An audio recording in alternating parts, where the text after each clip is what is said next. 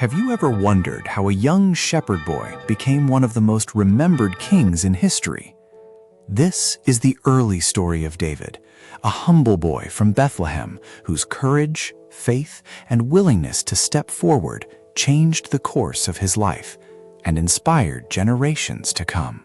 Long before he wore a crown, David was the youngest son of Jesse, living in the small town of Bethlehem.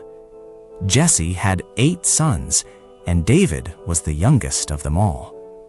While his older brothers took on more public responsibilities, David spent much of his time in the fields, caring for his father's sheep. It may have seemed like an ordinary job, but it shaped him in extraordinary ways. Day after day, David led the sheep to water, found safe places for them to graze, and watched over them through the quiet hours of the night. He learned patience, he learned responsibility, and he learned to be brave. The wilderness could be dangerous. Predators sometimes threatened the flock, and David later recalled defending his sheep from lions and bears. He was not a soldier. He had no army, but he understood that the sheep depended on him, and he refused to abandon them. During those long hours outdoors, David developed a deep relationship with God. He played music on his harp and sang songs of worship. Many people believe that the beautiful prayers and songs later collected in the Book of Psalms reflect the faith David built during those quiet years as a shepherd. At that same time, Israel was led by King Saul. Saul had once been chosen to rule, but he had begun making decisions that turned him away from God's guidance. Because of this, the prophet Samuel was sent to Bethlehem with an important mission. God had chosen a new future king. Samuel arrived at Jesse's home and asked to see his sons. One by one, Jesse's older sons stood before Samuel. The first was Eliab, tall and impressive in appearance. Samuel may have thought he looked like the obvious choice, but God gave Samuel an important lesson. People often look at outward appearance, but God looks at the heart. None of the older brothers was the one God had chosen. Samuel asked Jesse, "Are these all your sons?" Jesse answered that his youngest son was still out in the fields, tending the sheep. So someone was sent to bring David in. When David arrived, he did not look like a king. He was young, probably dressed for the fields, and had come straight from watching sheep. Yet God told Samuel, "This is the one." Samuel anointed David with oil in front of his family. This was a sign that David had been chosen for a future purpose. But David did not become king immediately. In fact, after this powerful moment, he returned to his ordinary life as a shepherd. That detail is important. David had received a promise, but he still had to wait. He still had responsibilities. He still had lessons to learn. His future was great, but his growth continued in the everyday moments no one else might have noticed. Soon, David's life would become connected with the troubled King Saul. Saul was often overwhelmed by fear and inner distress. His servants knew that music sometimes helped calm him, so they looked for someone skilled at playing the harp. David was chosen. David came to Saul's palace and played music for him. His songs brought comfort to the king, and Saul grew fond of the young shepherd. David became one of Saul's attendants, moving between palace life and his responsibilities at home in Bethlehem. But David's greatest test was still ahead. Israel was at war with the Philistines. On one side of a valley stood the Israelite army. On the other side stood the Philistines. Every day, a giant warrior named Goliath came forward to challenge Israel. Goliath was enormous, heavily armed, and terrifying to the soldiers who faced him. He mocked the people of Israel, and demanded that someone come out and fight him in single combat. For 40 days, no one accepted.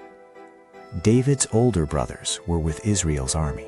One day, Jesse sent David to the battlefield with food for them and instructions to bring back news of how they were doing.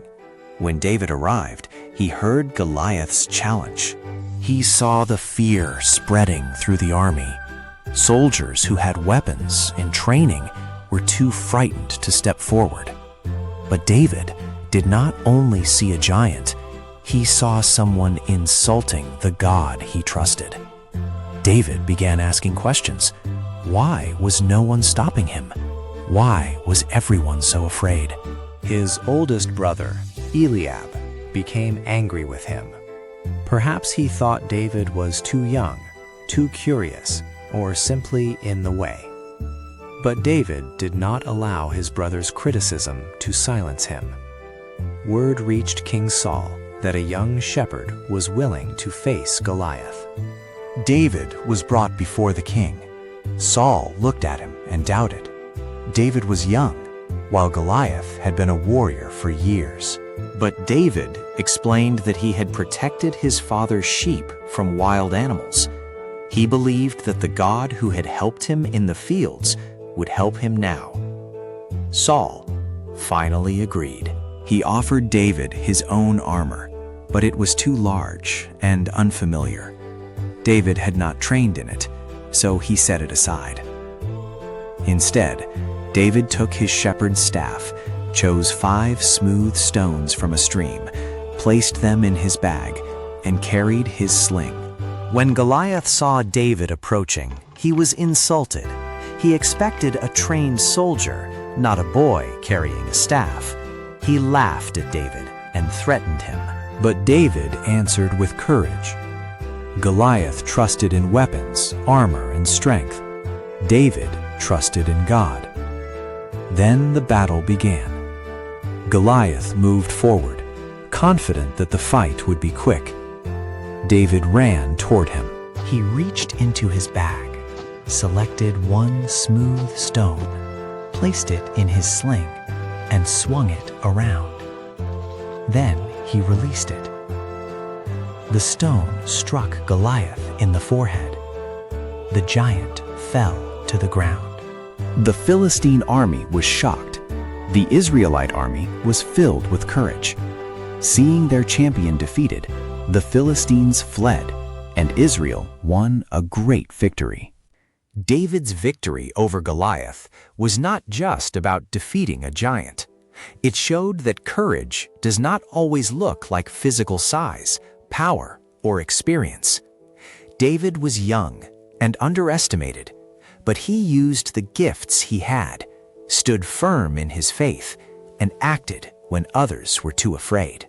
After the battle, David's name became known throughout Israel. People celebrated him, and songs were sung about his victories. But this new fame also created trouble. King Saul began to fear David's growing popularity. David's road to becoming king would not be easy. He would face jealousy, danger, loss, difficult choices, and years of waiting. But the foundation of his life had already been built in the fields of Bethlehem. Faithfulness in small responsibilities, courage in danger, humility before God, and confidence that true strength comes from more than human power. David's early life reminds us that beginnings matter. A quiet job can prepare us for a great purpose. A season of waiting can shape our character. A challenge that looks impossible may be the moment we discover what faith and courage can do. David was once simply the youngest son, a shepherd caring for sheep in a small town. But he chose to be faithful where he was, and step by step, that faithfulness prepared him for a future far bigger than he could have imagined.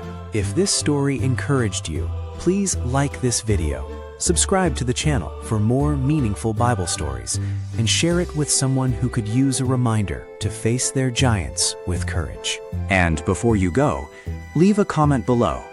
What is one lesson you learned from David's early life?